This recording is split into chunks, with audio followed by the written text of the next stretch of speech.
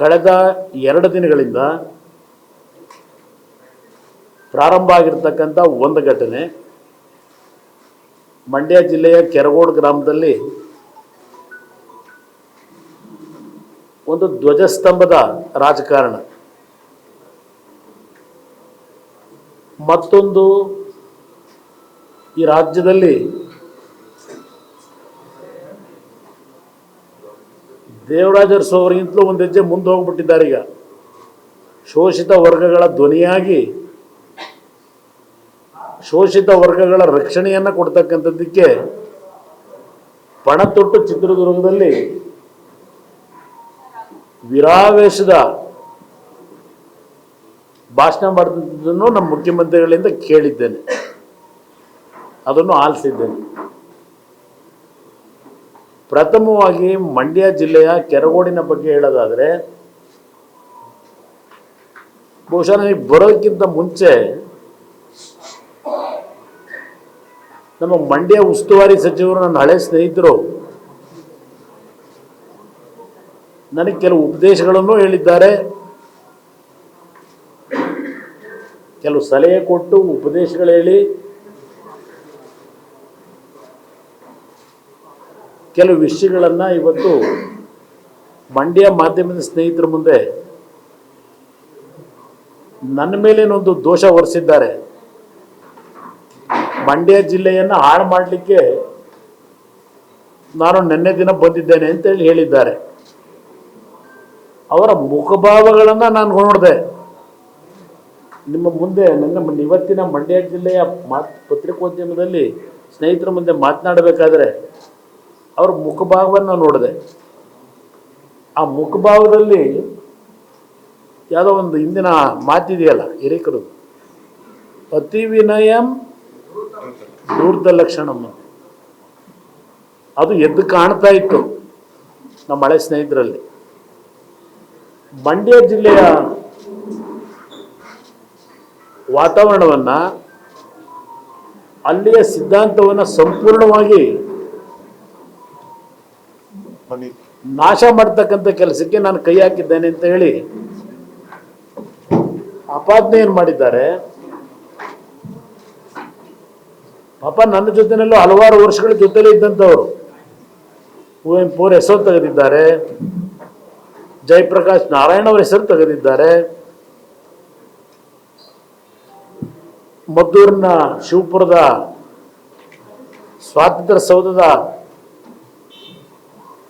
ಜಾಗ ಕೊಟ್ಟಂತ ತಿರುಮಲೆ ಒಡೆಯರು ಅವರ ಹೆಸರನ್ನೂ ಪಾಪ ಇವತ್ತು ಸ್ಮರಿಸ್ಕೊಂಡಿದ್ದಾರೆ. ಇದೆಲ್ಲ ಸೂಕ್ಷ್ಮ ಗಮನಿಸಿದ್ದಾರೆ. ಮಂಡ್ಯ ಜಿಲ್ಲೆಯಲ್ಲಿ ನಿನ್ನೆ 2 ದಿನಗಳು ನಡೆದಿರ್ತಕ್ಕಂಥ ಘಟನೆಗೂ ನನಗೂ ಏನು ಸಂಬಂಧ ಇದೆ? ಫಸ್ಟು ನಾನು ಪ್ರಾಥಮಿಕವಾಗಿ ಮುಖ್ಯಮಂತ್ರಿಗಳನ್ನು ಕೇಳಲಿಕ್ಕೆ ಬಯಸ್ತೀನಿ, ಆ ಜಿಲ್ಲಾ ಉಸ್ತುವಾರಿ ಸಚಿವರನ್ನು ಕೇಳಲಿಕ್ಕೆ ಬಯಸ್ತಾ ಇದ್ದೇನೆ. ನನಗೂ ನಿನ್ನೆಯ ಘಟನೆಗೂ ಸಂಬಂಧ ಏನು ಅಂತೇಳಿ. ಸರ್ಕಾರದಲ್ಲಿ ನೀವುಗಳು ನಿಮ್ಮ ಆಡಳಿತದ ವೈಫಲ್ಯ, ನಿಮ್ಮ ಪಕ್ಷದ ನಡವಳಿಕೆ ಇವತ್ತು ಇದಕ್ಕೆ ಮೂಲ ಕಾರಣ ಇರತಕ್ಕಂಥದ್ದನ್ನ ನನಗೇನು ದೋಷ ಕೊಡ್ಲಿಕ್ಕೆ ಹೊರಟಿದ್ದೀರಿ? ನನ್ನಿಂದ ಆಗಿರ್ತಕ್ಕಂಥ ಪ್ರಮಾದ ಏನು? ನಾನು ನಿನ್ನೆ ಈ ಒಂದು ಪ್ರತಿಭಟನೆ ನಂಬಿಕೊಂಡಿದ್ರು.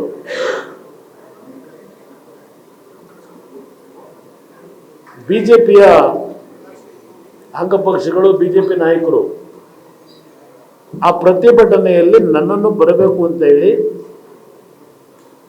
ನಮ್ಮ ಅಭಿಮಾನಿಗಳು ಬರಬೇಕು ಅಂತಕ್ಕಂಥ ಆಹ್ವಾನ ನನಗೆ ನೀಡಿದ್ರು. ಬಹುಶಃ ತಾವೆಲ್ಲ ಗಮನಿಸಿದ್ದೀರಿ. ನಮ್ಮ ವಿರೋಧ ಪಕ್ಷದ ನಾಯಕರು ಅಶೋಕ್ ಅವರು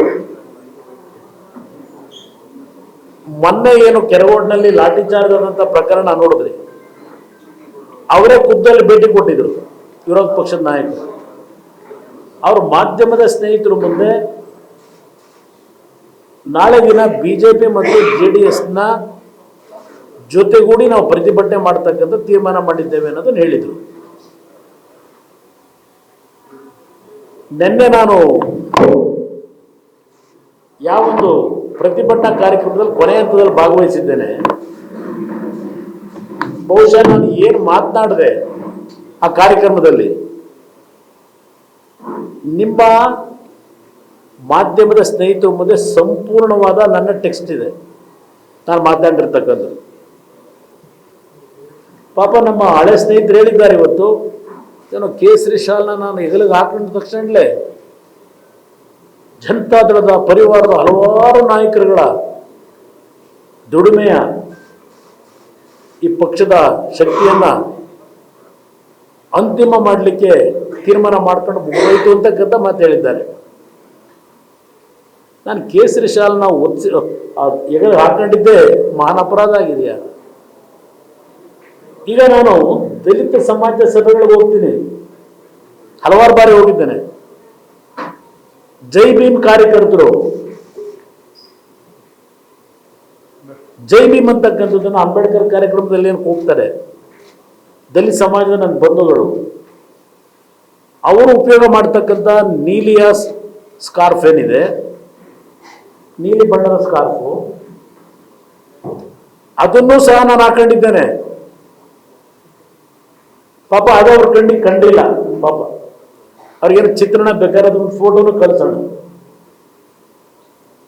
ದಲಿತ ಸಮಾಜದ ಬಂಧುಗಳು ನಡೆಸ್ತಕ್ಕಂಥ ಪ್ರತಿಭಟನೆಗಳು ಅವರ ಕಾರ್ಯಕ್ರಮದಲ್ಲಿ ಜೈ ಭೀಮ್ ಕಾರ್ಯಕರ್ತರ ಸಂಕೇತವಾಗಿರ್ತಕ್ಕಂಥ, ಅಂಬೇಡ್ಕರ್ ಅವರ ಸಂಕೇತವಾಗಿರ್ತಕ್ಕಂಥ ಆ ನೀಲಿ ಬಣ್ಣದ ಸ್ಕಾರ್ಫ್ ಅನ್ನು ನಾನು ಧರಿಸಿದ್ದೇನೆ.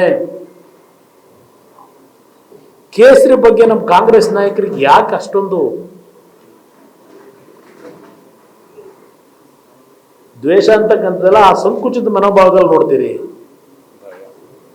ಈಗ ನಮ್ಮ ದೇಶದ ತ್ರಿವರ್ಣ ಧ್ವಜದ ಬಗ್ಗೆ ನೀವು ಚರ್ಚೆ ಮಾಡ್ತಾ ಇದ್ದೀರಲ್ವ, ತಿರಂಗ.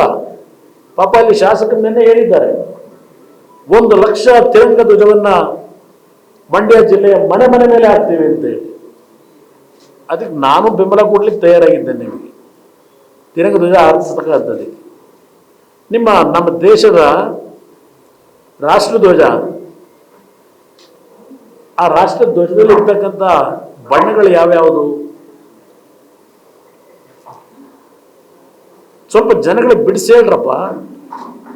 ತಿರಂಗ ಧ್ವಜದ ಬಗ್ಗೆ ಚರ್ಚೆ ಮಾಡ್ತಾ ಇದ್ದೀರಲ್ಲ, ತ್ರಿವರ್ಣ ಧ್ವಜದ ಬಗ್ಗೆ, ಅಲ್ಲಿರ್ತಕ್ಕಂಥ 3 ಬಣ್ಣ ಯಾವುದು? ಒಂದು ಕೇಸರಿ, ಒಂದು ಬಿಳಿ, ಪರಿಶುದ್ಧವಾದಂತ ಬಿಳಿ ಬಣ್ಣ, ಮತ್ತೊಂದು ಹಸಿರು. ಆ ತ್ರಿವರ್ಣ ಧ್ವಜದಲ್ಲಿ ಇರ್ತಕ್ಕಂಥ ಕೇಸರಿ ತೆಗೆದ್ರೆ ಏನರ್ಥ ಕೊಡುತ್ತೆ? ಸ್ವಲ್ಪ ಬಿಡಿಸಿ ದೇಶದ ಜನತೆ ಮುಂದೆ ಇಡಿ. ಆ ತ್ರಿವರ್ಣ ಧ್ವಜವನ್ನ ರಚನೆ ಮಾಡಿದಾಗ ದೇಶದ ರಾಷ್ಟ್ರ ಧ್ವಜ ಅಂತ ತೀರ್ಮಾನ ಮಾಡಿ ಕೇಸರಿ ಬಣ್ಣವನ್ನ ಅದಕ್ಕೆ ಯಾತಕ್ಕೆ ಆ ಧ್ವಜಕ್ಕೆ ಲೇಪನ ಮಾಡಿದ್ದಾರೆ. ಸ್ವಾತಂತ್ರ್ಯಕ್ಕೆ ಹೋರಾಟ ಮಾಡಿದಂತ ಕಾಂಗ್ರೆಸ್ನ ಮಹಾನ್ ನಾಯಕರು, ಇತಿಹಾಸ ಇರ್ತಕ್ಕಂಥ ಈಗಿನ ಮಹಾನ್ ನಾಯಕರು ಇವರಲ್ಲ. ಇವರು ಅಗಲದೊರಡಗೂರು ಈಸ್ಟ್ ಇಂಡಿಯಾ ಕಂಪನಿ ಮಾಲೀಕರುಗಳು. ಇವರು ಈಸ್ಟ್ ಇಂಡಿಯಾ ಕಂಪನಿ ಫಾಲೋ ಮಾಡ್ತಾ ಇದ್ದಾರೆ. ಇವರು ಕೇಸರಿ ಬಗ್ಗೆ ಇಷ್ಟು ಮಾಡ್ತಿರಲ್ಲ, ಅಯ್ಯೋ ಕೇಸರಿ ಹಾಕಿದ್ದೇನಂತೇನೋ ಮಹಾನ್ ಅಪರಾಧ ಅಂತ ಹೇಳಿ ಹೇಳ್ತಿರಲ್ಲ. ನಮ್ಮ ಧ್ವಜದಲ್ಲಿ ಇರ್ತಕ್ಕಂಥದ್ದೇ ರಾಷ್ಟ್ರ ಧ್ವಜದಲ್ಲಿ ಕೇಸರಿ. ನಾನು ನಿನ್ನೆ ದಿನ ಆ ಉಸ್ತುವಾರಿ ಸಚಿವರಿಗೆ ಹೇಳ್ತೀನಿ, ನಿಮ್ಮಿಂದ ನಾನು ನನ್ನ ಪಕ್ಷ ಹೇಗೆ ಉಳಿಸ್ಕೋಬೇಕು ಅನ್ನೋದನ್ನ ಕಲ್ತ್ಕೋಬೇಕಾಗಿಲ್ಲ. ಸಮಾಜದಲ್ಲಿ ಯಾವ ರೀತಿ ಶಾಂತಿಯ ವಾತಾವರಣವನ್ನು ತರಬೇಕು ಅಂತಕ್ಕಂಥದ್ದನ್ನ ನಿಮ್ಮಿಂದ ನಾನು ಕಲಿಬೇಕಾಗಿಲ್ಲಪ್ಪ. ನಾನು ಬೆಳೆಸಿರ್ತಕ್ಕಂಥ ಜನ ಏನು ಅನ್ನೋದು ಗೊತ್ತಿದೆ. ಮಂಡ್ಯ ಜಿಲ್ಲೆ ಇವತ್ತು ನಾನು ಮಟ್ಟಕ್ಕೆ ಬಂದಿದ್ರೆ 1997ರಿಂದ ನನ್ನನ್ನು ಗುರುತಿಸಿದ್ದಾರೆ. ದೇವೇಗೌಡರ ರಾಜಕಾರಣ ಬೇರೆ, ಕಾವೇರಿಯ ನೀರಾವರಿ ಯೋಜನೆ ಇರಬಹುದು, ಮಗದೊಂದಿರಬಹುದು. ಅದಂತೂ ಮಂಡ್ಯ ಸಕ್ಕರೆ ಕಾರ್ಖಾನೆಗೆ 100 ಕೋಟಿ ಬಿಡುಗಡೆ ಮಾಡಿ ಶಂಕುಸ್ಥಾಪನೆ ಮಾಡಬಹುದಾಗಿತ್ತು ಅಂತ ಹೇಳಿದಿರಪ್ಪ. ಬಜೆಟ್ ಪುಸ್ತಕ ತೆಗೆದು ನೋಡಿ, 2019 100 ಕೋಟಿ ರೂಪಾಯಿಗಳನ್ನ ಹೊಸ ಫ್ಯಾಕ್ಟರಿಯನ್ನ ಮಾಡಲಿಕ್ಕೆ, ಶುಗರ್ ಫ್ಯಾಕ್ಟರಿಯನ್ನ ಹಣವನ್ನು ಹಂಚಿಕೆ ಮಾಡಿದ್ದೇನೆ ಬಜೆಟ್ನಲ್ಲಿ. ಆ ಕಾರ್ಯಕ್ರಮ ಮಾಡಲಿಕ್ಕೆ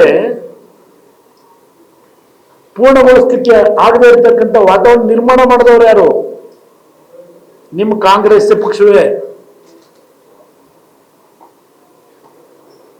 ಸರ್ಕಾರ ಇದ್ದಿದ್ರೆ ಹೊಸ ಶುಗರ್ ಫ್ಯಾಕ್ಟ್ರಿ ಪ್ರಾರಂಭ ಮಾಡ್ತಿದ್ದೆ. ಎಲ್ಲಿ ನನಗೆ ಆಡಳಿತ ನಡೆಸಕ್ಕೆ ಬಿಟ್ಟಿದ್ರಿ? ಮಾತೆತ್ತಿದ್ರೆ ಅತ್ಯಂತದ್ದು ವೆಸ್ಟ್ ಎಂಡ್ ಹೋಟೆಲ್ನಲ್ಲಿ ಅಧಿಕಾರ ನಡೀತಿತ್ತು. ಏನು ವಸೂಲಿ ಮಾಡಕ್ಕೆ ನಾನೇನು ವೆಸ್ಟ್ ಎಂಡ್ ಹೋಟೆಲ್ನಲ್ಲಿ ಇರಲಿಲ್ಲ. ಸರ್ಕಾರಿ ಬಂಗಲೆ ಬಿಟ್ಟುಕೊಡದೆ ಜಾರ್ಜ್ ಹೆಸರಿನಲ್ಲಿ ಅಧಿಕಾರ ಹೋದ್ರು. ಮನೆ ಅಲಾಟ್ ಮಾಡಿಸ್ಕೊಂಡು ಕಾವೇರಿ ಮನೆನ ಇಟ್ಕೊಂಡಿದ್ದಾರೆ ಯಾರಪ್ಪ? ಇದೆಲ್ಲ ಒಂದು ಭಾಗ ಇರಲಿ, ನಾನು ಅದು ಹೇಳಿಯಲ್ಲ. ಮಂಡ್ಯಾಗಿ ಏನು ಕೊಟ್ಟಿದ್ದೇವೆ ಕೊಡುಗೆ ನಿಮ್ಮಿಂದ ಇವತ್ತು ಸರ್ಟಿಫಿಕೇಟ್ ತಗೋಬೇಕಾಗಿಲ್ಲ. ಮಂಡ್ಯ ಜಿಲ್ಲೆ ಜನತೆ ಕೊಡ್ತಾರೆ ಸರ್ಟಿಫಿಕೇಟ್ನ. ನಾವು ಚುನಾವಣೆಯಲ್ಲಿ ಸೋತಿದ್ದೇವೆ, ಗೆದ್ದಿದ್ದೇವೆ. ಸೋತಿ ಎಂದೂ ಸಹ ಹಂಚು ಕೂತಿಲ್ಲ. ಸೋತಾಗಲೂ ಜನಪರವಾದಂಥ ಹೋರಾಟದಲ್ಲೇ ಇದ್ದೇವೆ, ಗೆದ್ದಾಗಲೂ ಜನ ಜೊತೆಯಲ್ಲೇ ಇದ್ದೇವೆ. ಇದು ನಮ್ಮ ತಂದೆಯವರು, ನಮ್ಮ ಪಕ್ಷದ ಕಾರ್ಯಕರ್ತರು ಕಲಿಸಿರ್ತಕ್ಕಂಥದ್ದು. ನನಗೆ ಸೋತಿಯ ನಾನು ಹಂಚೋಗಿ ಕೂತಿಲ್ಲ. ನಾನು ಯಾರಿಗೂ ಅಡಿಯಾಳುನೂ ಅಲ್ಲ. ರಾಜ್ಯದ 6.5 ಕೋಟಿ ಜನತೆ ಅಡಿಯಾಳು ನಾನು.